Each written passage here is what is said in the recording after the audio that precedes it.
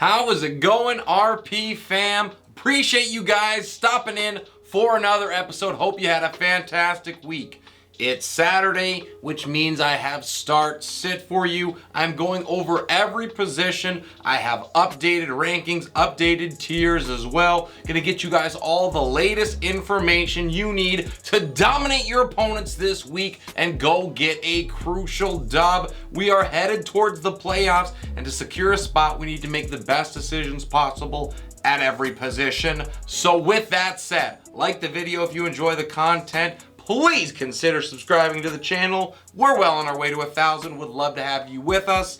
Let's kick it off with my defense and special team rankings. I'm starting in tier 1 with the New York Jets. They travel to the Meadowlands to take on the Giants. They've come alive over the last 2 weeks, transporting back to an elite unit after sputtering to start the season. The Jets have topped 6 performances in consecutive weeks. They should have no trouble holding off the Giants.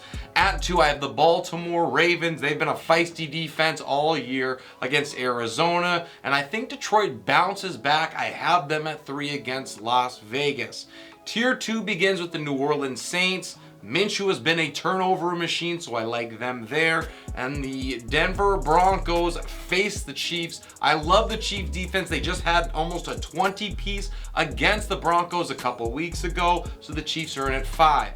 Philly is at 6 against Washington, and up at 7, I have the Atlanta Falcons. I think they match up really well with Tennessee here. We don't know what's happening at quarterback for the Titans, but we know this. Atlanta is going to stop the run. They're one of the best teams in the NFL at doing that. So King Henry really being the only offense Tennessee has. Falcons match up well, and I love them in that spot. Tier 3 begins with the Dallas Cowboys. I have them at 8. And at 9 and 10, I have the Browns and the Seahawks defenses back to back. That should be a bludgeoning, maybe a 2017 game type of feel. The Jaguars are in at 11 on the road against Pittsburgh. Can he pick it? Yes, he can. And at 12, and rounding out my top options, are the San Francisco 49ers. They get Cincinnati this week, so that is a tough matchup. They still should be in lineups, but there is obvious risk. San Francisco just got lit up by Kirk Cousins, and Joe Burrow is looking more vintage as of late. So this is a floor play, all you're expecting from San Fran this week. Tier 4 begins with the Miami Dolphins, and I also have the Indianapolis Colts at 14 against New Orleans. My final tier options you should hopefully be able to avoid, but if you're desperate, I have the Giants at 15 and then the Pittsburgh Steelers at 16. They are the weekly big gamble. They rank 2nd with their bye week out of the way. Jacksonville has not been able to light up the scoreboard this year either. So if you are out of other options, you could certainly do worse, although I do not suggest the gamble.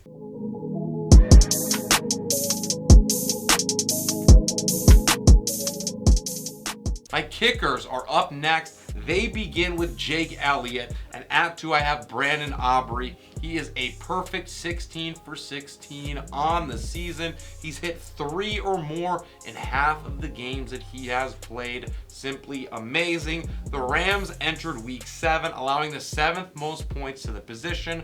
This game also has sneaky shootout potential, I think, so I love Aubrey there. Harrison Butker is at 3. He finishes my first tier, and at 4 I have Justin Tucker against Arizona. Jake Moody is at 5, and Blake Groupie is up at 6. I think he's an awesome option against the Colts.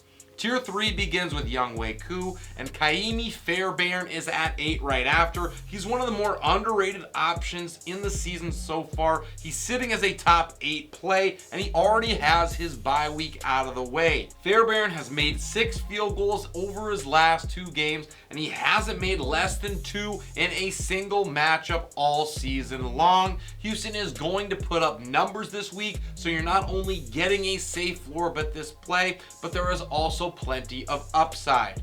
At 9 is Dustin Hopkins, fresh off of a monster week, and to round out my top 10 and start tier 4 is Cameron Dicker. Riley Patterson and Brandon McManus are at above average offenses. They're back to back at 11 and 12. And tier 5, the final one for me in week 8, is Matt Gay, Graham Gano, Greg Zuerlein. At 16, I have Jason Sanders. He's one of the more surprising cases in the league to this point. Usually playing the league's #1 offensive kicker is a boon for the position, but that has not been the case. Sanders has a single finish all season long inside the top 12, and that was in the first week of the season. He's also made just 2 field goals in his last 5 games. So I'm highlighting here to remind you guys that every move in your lineup counts and is important. Sanders should not be rostered or started until something in this offense changes.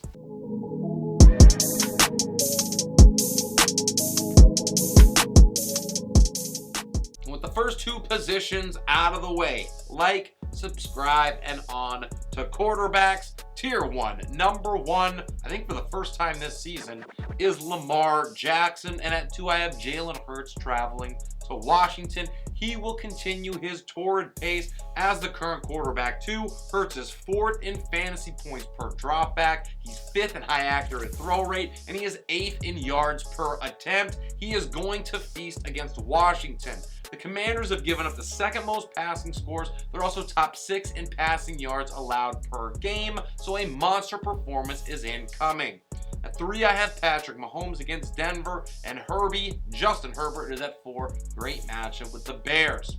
Tier 2 begins rounding out my top 5 with Captain Kirk Cousins. He should continue to shred this week. He's the current quarterback 7 in fantasy land.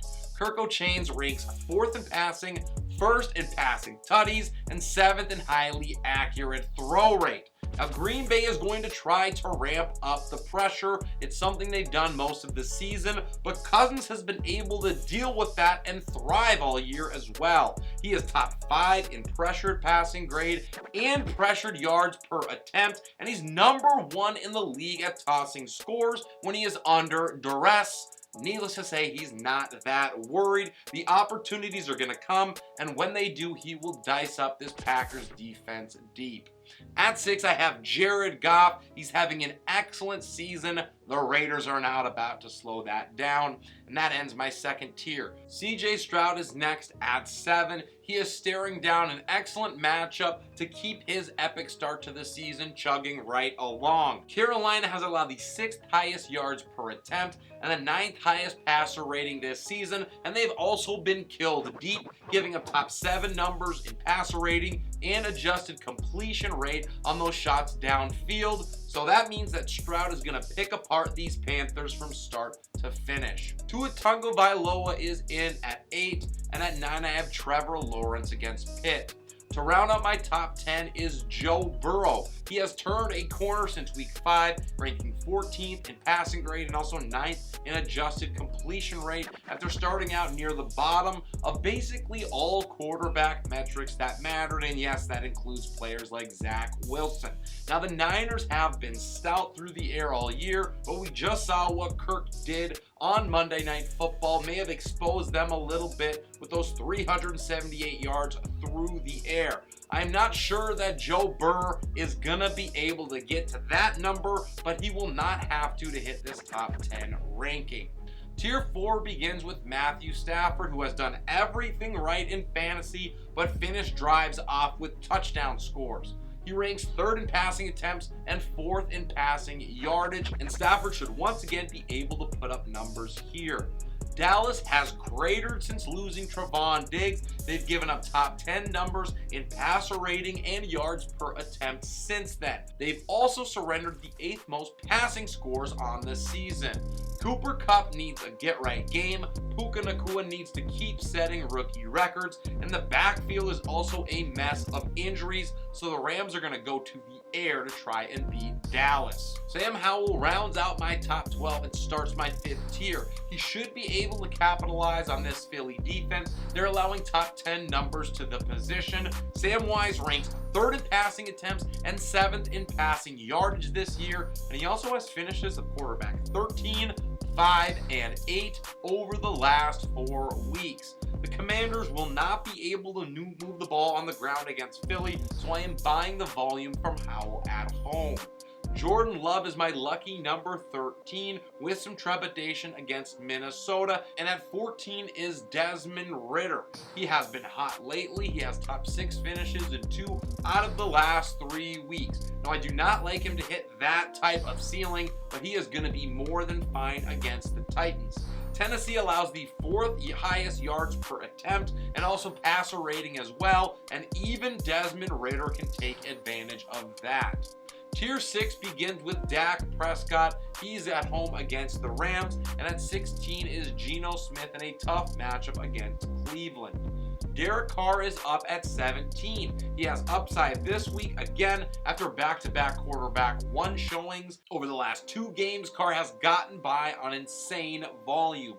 105 passing attempts, 654 yards, and a pair of scores. Now, the metrics are not great, but that does not matter as long as he is locked into your lineups. Indy has been more than beatable through the air, so if New Orleans keeps leaning in, Carr might crush this ranking.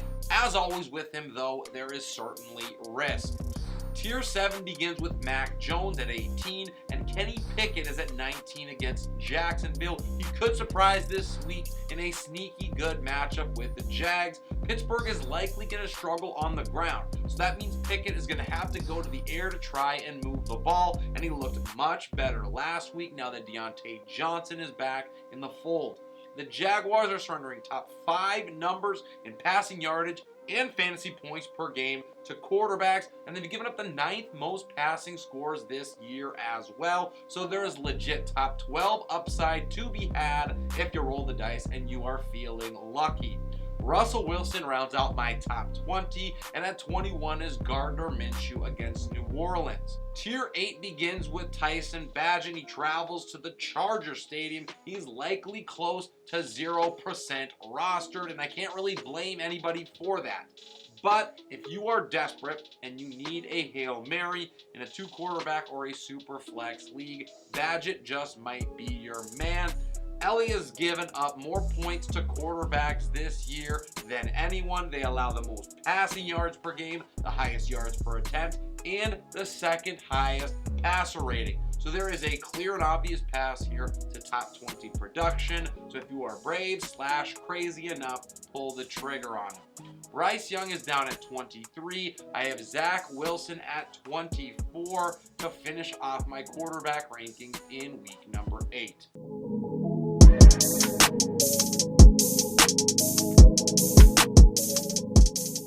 So running backs, where I'm starting with Christian McCaffrey as usual. He looks to extend his NFL record for tutties scored in consecutive games to 17, and I like his chances to do so. The Bengals have given up the 2nd highest explosive run rate and missed tackles per attempt. They have 0 chance at slowing CMC down.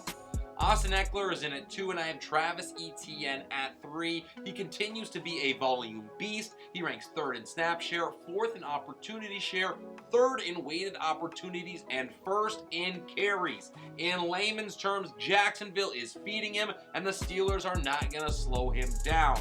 Pitts have given up the 4th highest yards after contact per attempt, and they're allowing top 10 numbers to the position. Tier 2 begins at 4 with Breece Hall. He is in a smash spot this week against a Giants defense that has been torched all season long. New York has surrendered the 5th highest explosive run rate, the 12th highest missed tackles per attempt, and the 10th highest yards after contact per attempt. So coming off of 2 back-to-back top 5 finishes, Breece Lightning once again will have week-winning potential. Kenneth Walker is up at 5 in a better matchup against Cleveland than most might think. Isaiah Pacheco is at 6. He will utilize his angry rushing style to destroy Denver. No one has allowed more points to backs than the Broncos. They surrender 34 points per game to the position. Now, Pacheco ranks 11th in weighted opportunities, 7th in carries, and 7th in red zone touches. And he's averaging nearly 18 touches and 85 total yards. He will blow those numbers away and hit pay dirt for Kansas City.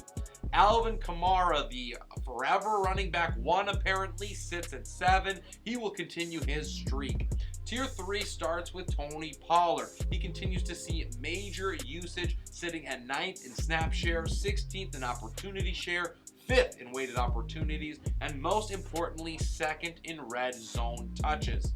Now, the efficiency that we saw last year and really for most of his career that wowed us just has not been there. But those numbers that we just mentioned mean that he's going to put up top 10 production against LA. Jahmyr Gibbs is up at 9. He probably starts because David Montgomery is looking iffy at best to go Monday night. And DeAndre Swift rounds out my top 10.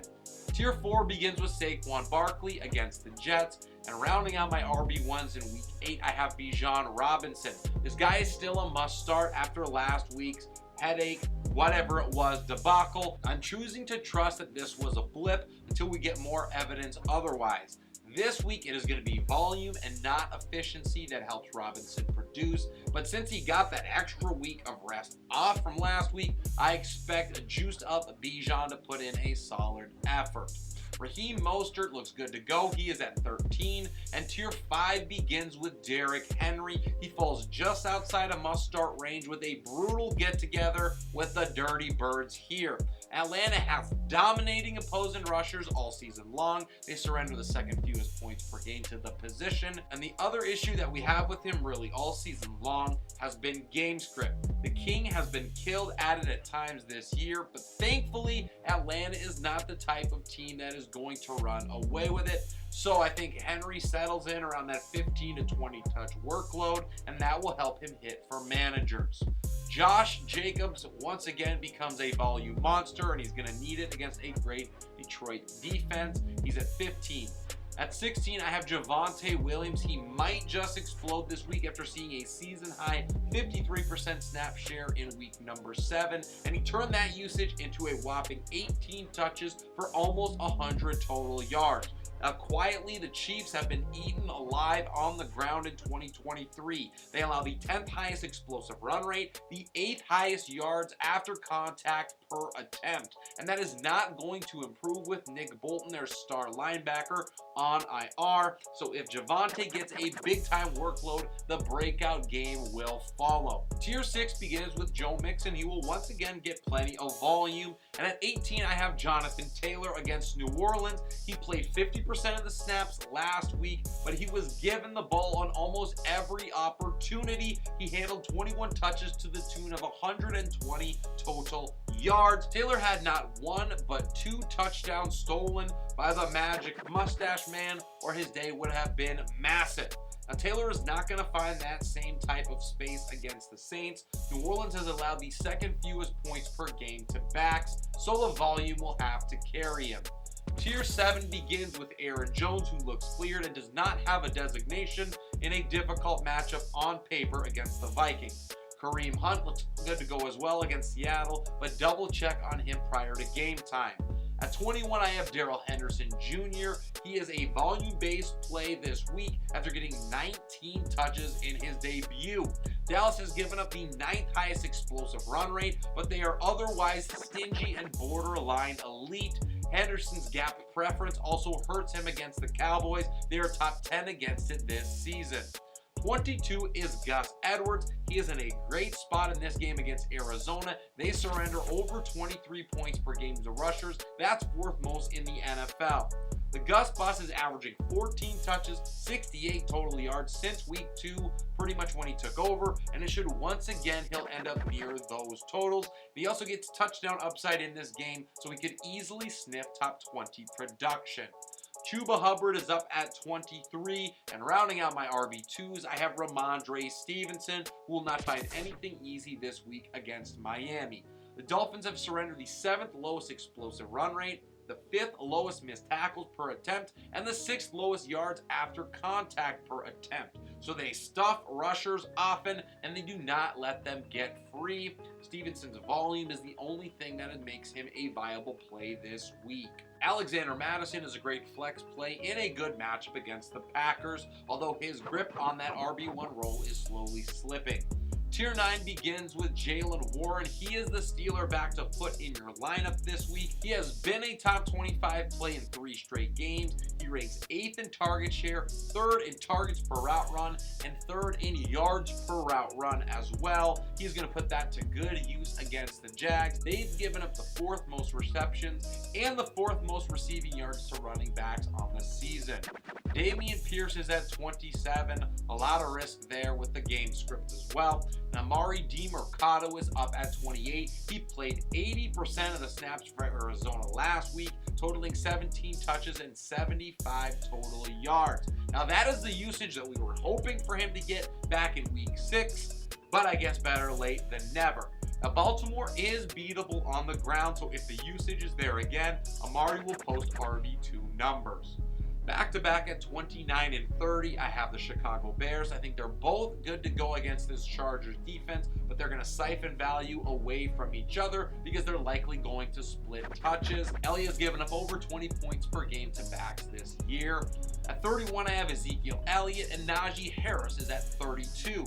Tier 10, and my final tier begins with Cam Akers. He is a decent dart throw in this awesome matchup. He continues to siphon work in Minnesota's backfield, and there is a non-zero chance that sooner rather than later, he is the 1A for Minnesota. Tyler Algier is at 34. At 35, I have Zach Moss, and at 36 is A.J. Dillon. You're really hoping to avoid those last 3 if at all possible.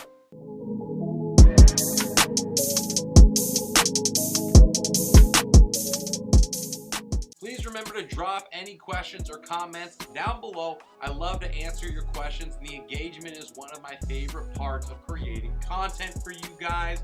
Drop a like and subscribe if you haven't done so. Let's get into wide receivers. Tier 1 begins with A.J. Brown. He gets the top spot for the first time all year on the heels of an incredible 5-game stretch. In that time, he's averaging 8 catches for 140 yards. The wide receiver 5 in fantasy ranks 3rd in deep targets, 5th in target share, 1st in air yard share, 3rd in yards per route run, and 2nd in first read share. All the looks, all the time, means production is inbound as usual.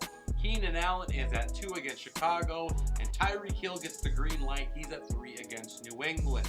Tier 4 begins with Amon-Ra St. Brown. He is that dude. The Sun God has been impressive over the last 2 weeks, averaging 17 targets, 12.5 receptions, and over 110 yards. He has at least 1 red zone target in every game, but 1 that he's played this year as well.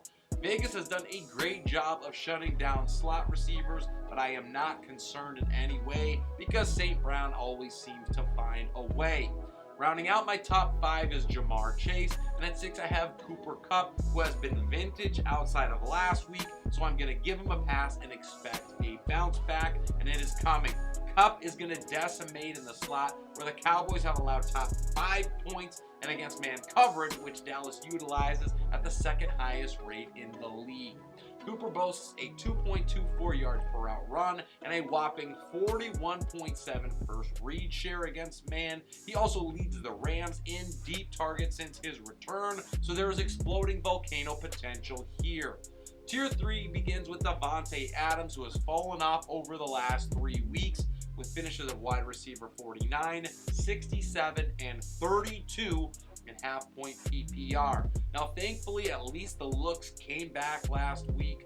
Adams saw 12 targets. Now, the quarterback situation is terrifying, but I'm going to buy the volume against this Lions defense. They're allowing nearly 30 points per game to receivers. That's 11th most in the league.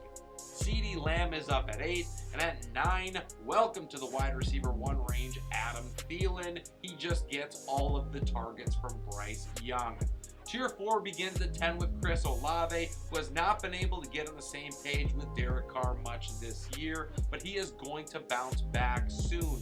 Olave has the most unrealized air yards in the NFL. He leads the league in deep targets. So once he capitalizes on 1 or 2 of those looks, the numbers are going to come, and this week is as good as any. I have Puka Nacua at 11. At 12, I have Zay Flowers, who enters wide receiver 1 territory for the first time. He's offered owners an excellent and consistent floor. Now, the ceiling has not shown itself yet, but I am betting that this is the week that a full-blown explosion occurs. Arizona has allowed the most receiving yards to wideouts, and they play zone coverage at a top 12 rate. And Flowers has taken advantage of that all season. He's posting a 33.3% first read share, 34% air yard share, and 2.21 yards per route run against it. So Zay dominates all day. Tier 5 begins with DJ Moore, and at 14 I have Jalen Waddle. He has dealt with a back issue all week, but he remains an excellent option as long as he is cleared before kickoff. Tyreek Hill is a go, so the Penguin is going to play second fiddle again. Nico Collins is at 15, great matchup with the Panthers, and at 16 is the wide receiver 1 in Jacksonville, and that is Christian Kirk. He is once again going to be the focal point in this passing attack. Now, Pittsburgh's man-heavy scheme means increased target share and first read share. Kirk's numbers have inflated to over 30% against that, so he has top 10 upside and is also going to offer a solid floor, basically as he has all season long. Tier 6 begins with Jordan Addison. The rookie has flashed alpha traits over the last 2 weeks without Justin Jefferson. He has a 20% target share, 29.2% air yard share, and a 27% first read share, which leads the team. He turned an impressive 2.6 yards per route run with that added work as well. So after showing out in prime time, I am firing Addison up again with confidence. Scary Terry McLaurin is at 18, and Drake London finds himself back in the top 20. Great matchup with the Titans. George Pickens is at 20 against Jacksonville, and at 21 I have Devontae Smith, who falls outside of that top 20 range for the first time all season. Since week 3, Smith has faded into obscurity in Philly's high-powered offense. He's been the wide receiver 38 during that stretch, barely recording 1 yard per route run. Now, the upside is still there, and he is certainly due. But until this offense adjusts, there is more risk than owners are used to. Brandon Ayuk is next at 22, and at 23 I have Garrett Wilson against the Giants. He has a good shot at hitting this week because of this matchup. Wilson sits at this ranking season long as well, which is mostly due to his insane volume. He's 10th in target share and 6th in air yard share, and he's also 9th in deep targets and 2nd in red zone targets. The Giants run man defense at the 4th highest rate in the league, and Wilson's yards per route run spikes at 2.27 against it, so there is a good day ahead for him. Joshua Palmer is up at 24, and Calvin Ridley tumbles a little bit. He is inside my top 25 though. Deontay Johnson is next at 26, and at 27 is Josh Downs. He is the Colts wide receiver to roll this week against New Orleans. Downs has dominated basically every wide receiver usage category against man coverage in 2023 for Indianapolis, and the Saints run it at the league's 7th highest rate. With top 36 finishes in 4 out of his last 5 weeks, I think the hot streak continues. Cortland Sutton is at 28, and after him I have T. Higgins tumbling to 29. Michael Pittman is next. He rounds out my top 30, and my 9th and final tier has Tank Dell at the top. He is back to practicing in full and was dominant in weeks 2 to 4 prior to getting banged up. If he is clear to play this weekend, there is some risk, but Dell is still a great upside flex play. Rashee Rice is next at 32, and at 33 I have Marquise Brown. DeAndre Hopkins falls almost out of my rankings. He is likely better off on benches this week. We do not know what the heck is going on with that quarterback situation in Tennessee. It is a nightmare, and Nuke has not exactly been the superstar this season because of it that we were hoping. He is probably also going to be shadow covered by stud corner AJ Terrell, so do not say if you start him that I didn't warn you. Amari Cooper is at 35, really hard to know what's going to happen with PJ Walker at quarterback, and at 36 is Christian Watson. He could crush this ranking, he might not play, it is hard to know with Jordan Love at the helm.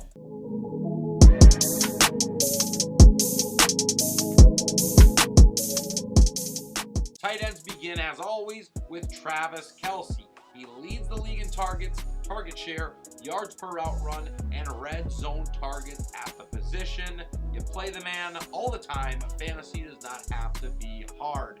Tier 2 starts with Mark Andrews. He should have some work left over after Zay Flowers finishes eating. He ranks 3rd in red zone targets and 11th in deep targets. And he's also 2nd in target share and 5th in first read share.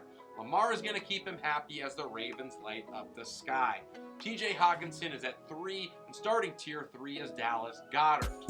Rounding out my top 5 is Darren Waller. He gets a boost in an awesome matchup here against the Jets. New York has allowed the most receiving scores and also the 6th most fantasy points to tight ends. Waller's usage since week 5 has been elite, and there are few options elsewhere, so he's going to continue to get fed and capitalize on those looks. Sammy Ballgame is in at 6 against Las Vegas, and at 7 is George Kittle against Cincinnati.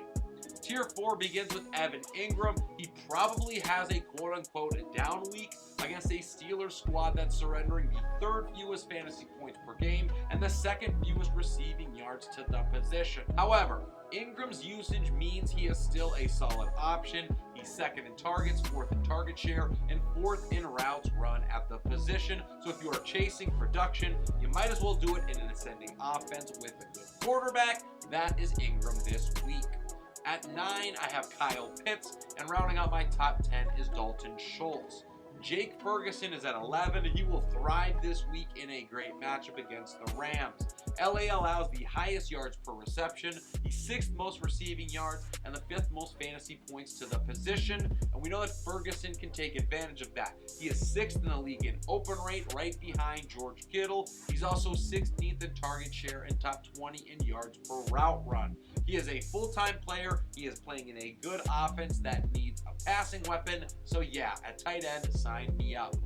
Tier 5 begins with Jonnu Smith, rounding out my top 12, and at 13 it is Logan Thomas. He will threaten a 4th week this year with a top 12 finish. He's top 20 both in target share and yards per route run, and he should gobble up targets in the short passing game to try to help alleviate that Eagles pass rush.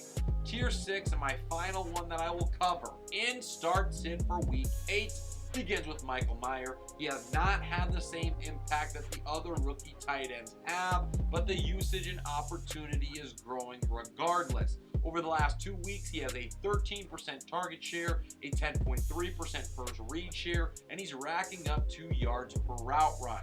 Now, the Lions provide a great chance for Mayer to break through here. Detroit has given up the 3rd most receiving yards, the most fantasy points, and the 2nd most receiving touchdowns to the position. Taysom Hill is at 15, and my final tight end is Connor Hayward.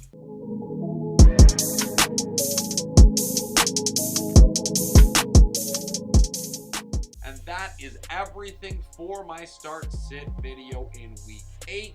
I really appreciate it if you stuck around for it. Please ask any questions down below. I love to help out, and I answer every question and comment that I receive, and I will be checking up until kickoff. Make sure you check out my shorts. I am doing over 10 videos every single week. Big shout out to all of my current subscribers. Thank you guys so very much for all of your support, and off to another week. Good luck to you guys. Go get a dub. This is Relentless Press. I'm your host, Abriam Opatz, and I will see you next time.